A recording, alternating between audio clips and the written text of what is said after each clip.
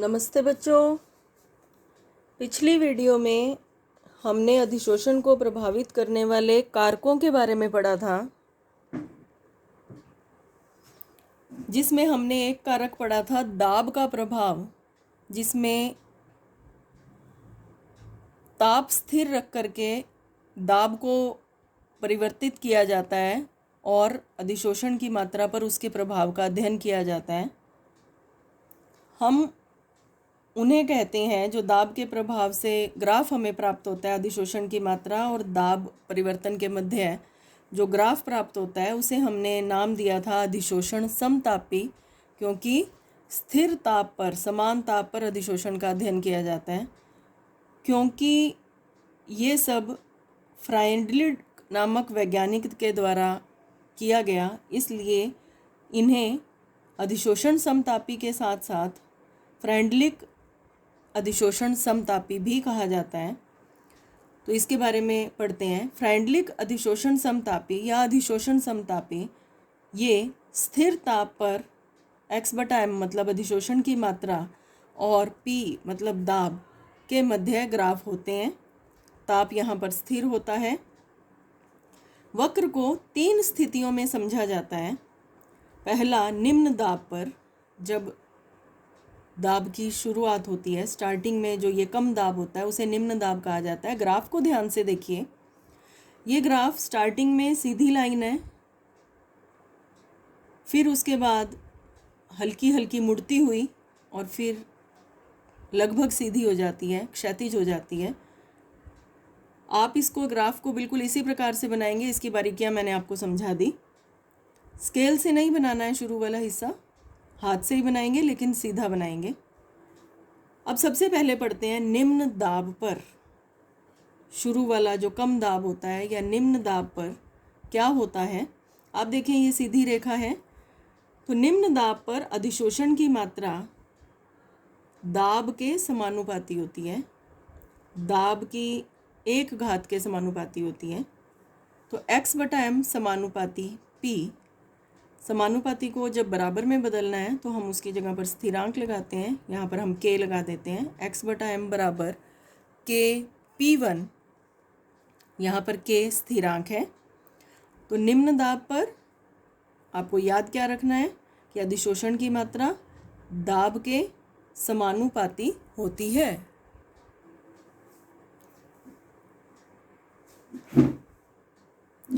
तो इसको हम यहाँ पर लिख भी देते हैं। निम्न दाब पर अधिशोषण की मात्रा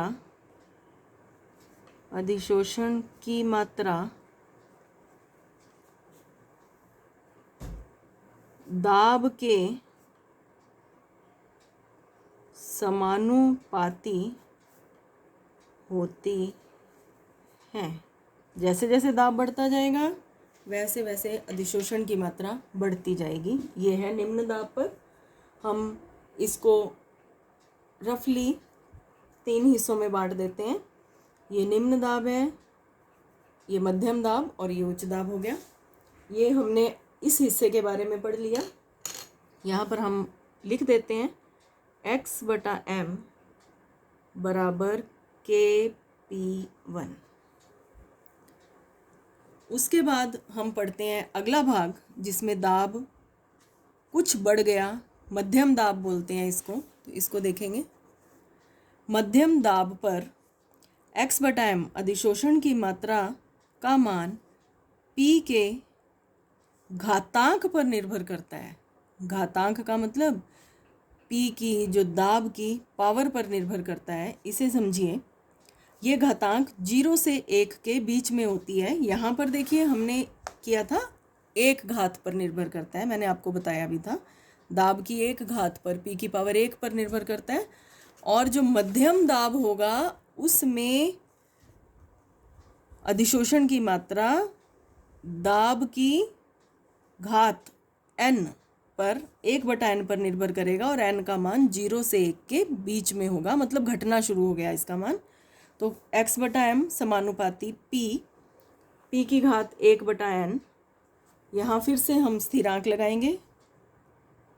x/m बराबर kp 1/n, p की पावर 1/n। ये हम ग्राफ में भी इसको देख लेते हैं। ये मध्यम दाब है, जहाँ पर आपको मैंने बताया कि ये ग्राफ थोड़ा थोड़ा मुड़ता हुआ आपको नज़र आता है। इसको हम यहाँ पर लिख देते हैं, x/m बराबर के पी की घात 1/n। ये था के पी की घात 1 और ये है के पी की घात 1/n। अब हम करते हैं उच्च दाब पर। इधर देखें, उच्च दाब पर ग्राफ पूर्णतः क्षैतिज, क्षैतिज का मतलब इस प्रकार की लाइन है।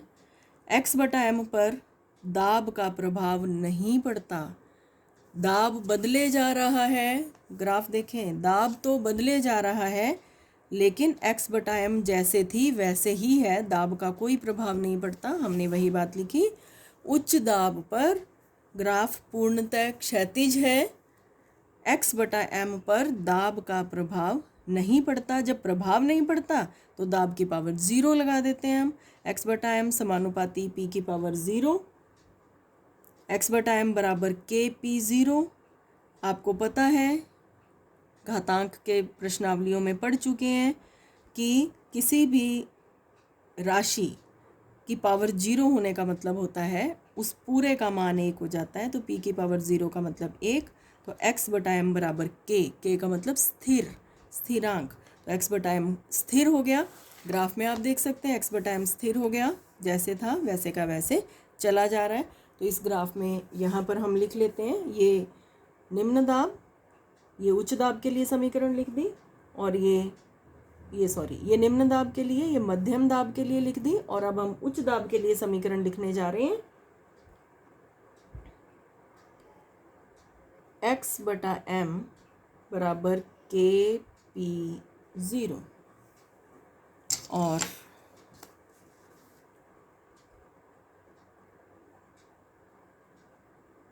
ये हमने पहले भी पढ़ा था, जहाँ पर मैक्सिमम आ जाती है x/m की मात्रा, उसे कहते हैं PS, संतृप्ति दाब। जहाँ पर x/m अधिकतम हो जाता है उसे संतृप्ति दाब कहा जाता है। तो ये है अधिशोषण समतापी या फ्रेंडलिक अधिशोषण समतापी, जिसके 3 भाग पढ़े हमने। 3 प्रकार की समीकरणें पढ़ी, निम्न दाब पर, मध्यम दाब पर और उच्च दाब पर।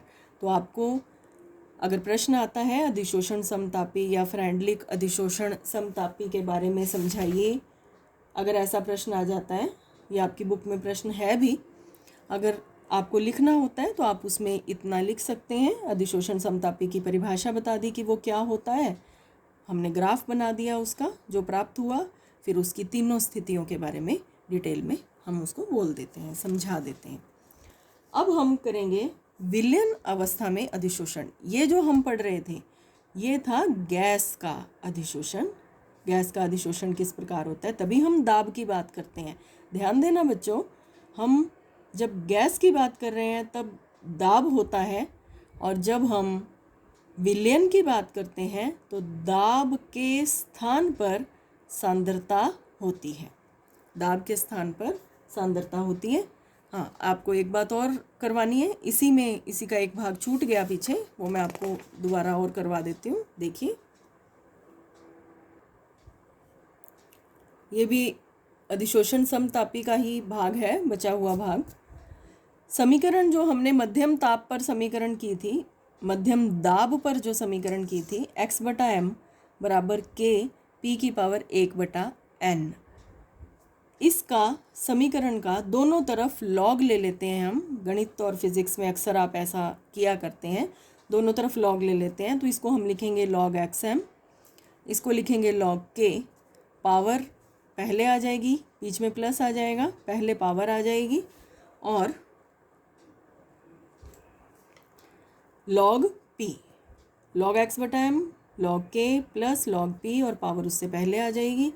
ये समीकरण हमें मिल जाती है। अब इस समीकरण को अगर आप ध्यान से देखें, इसको y मान लें, इसको अगर x मान लें, x एक्सिस पर p है log p, अगर हम इनके बीच में ग्राफ खींचते हैं, एक्स एक्सिस पर log p लेते हैं, वाई एक्सिस पर log x बटा m लेते हैं, तो इनके बीच में बिल्कुल सीधी रेखा हमें प्राप्त होती है, एकदम सीधी रेखा प्राप्त होती है। हम इसको बना लेते हैं।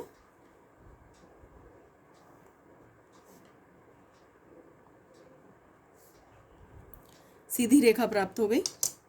log p और log x बटा m के बीच में अगर हम ग्राफ खींचते हैं तो सीधी रेखा प्राप्त होती है। ये देखिए, जिसकी ढाल, ये ढाल है, वो होती है 1/n, ये रही, और जिसका अंतःखंड, ये नीचे वाला अंतःखंड होता है, वो है log k।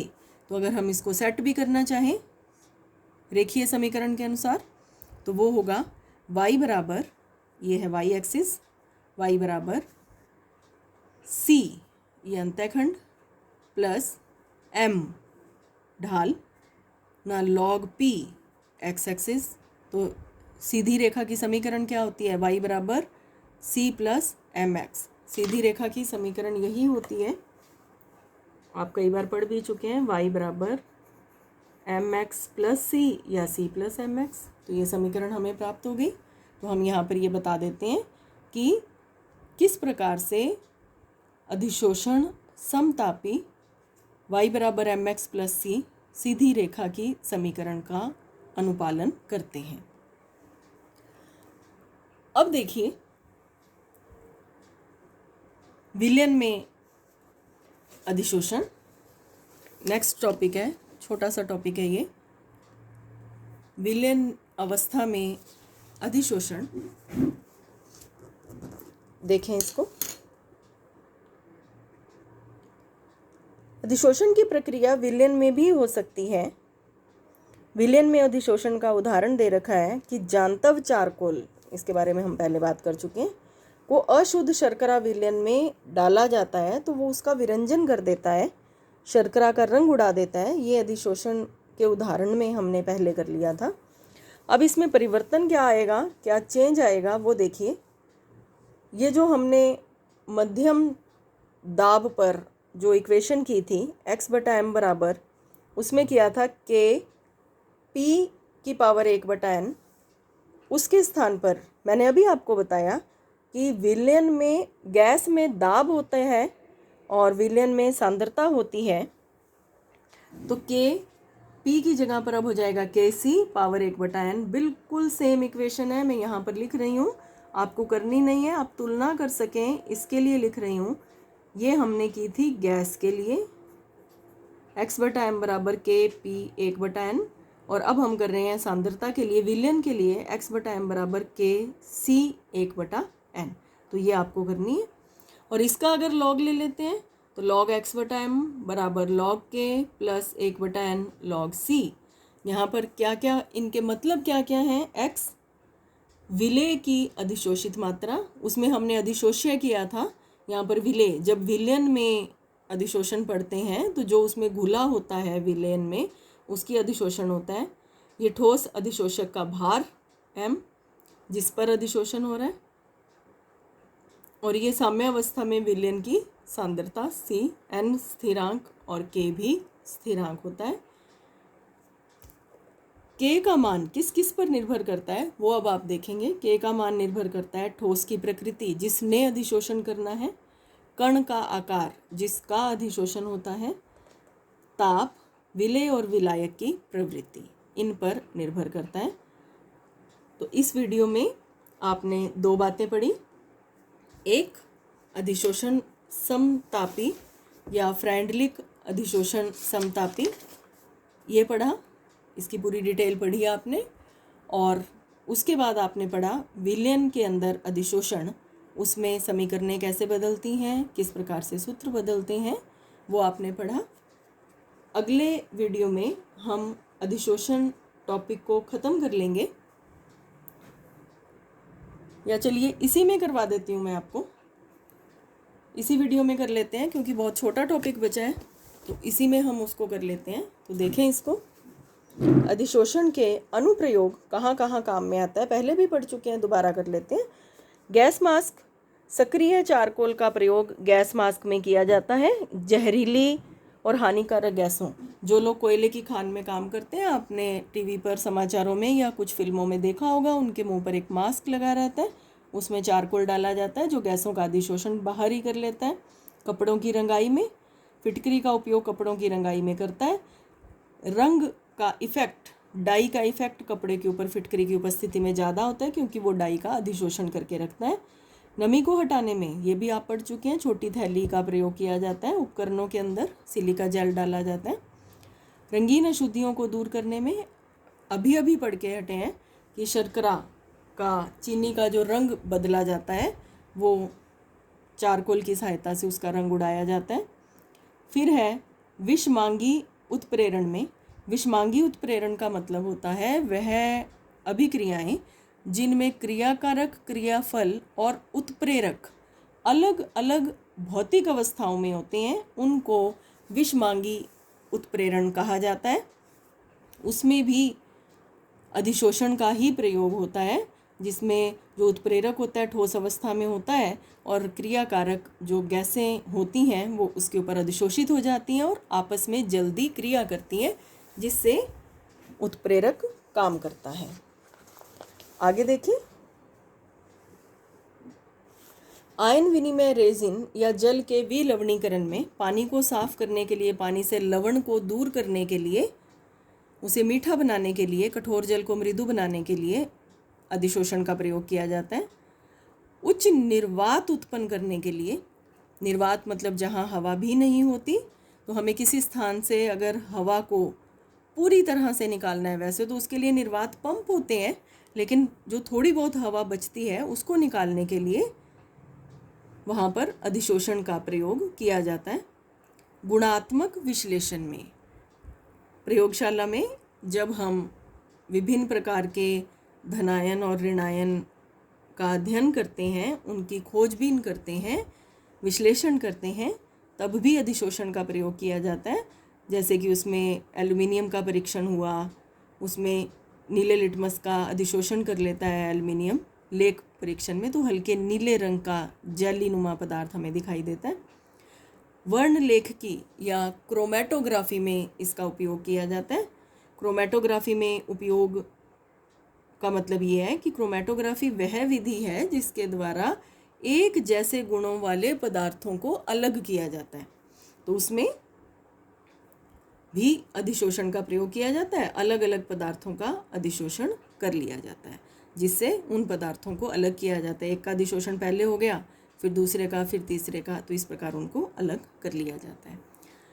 हमने पाठ के शुरू में आपको बताया था कि सरफेस केमिस्ट्री में आपको 3 टॉपिक पढ़ने हैं, अधिशोषण, उत्प्रेरण और कोलाइड।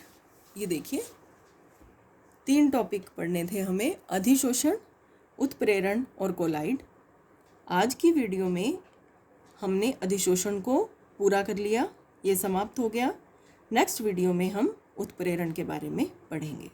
Thank you.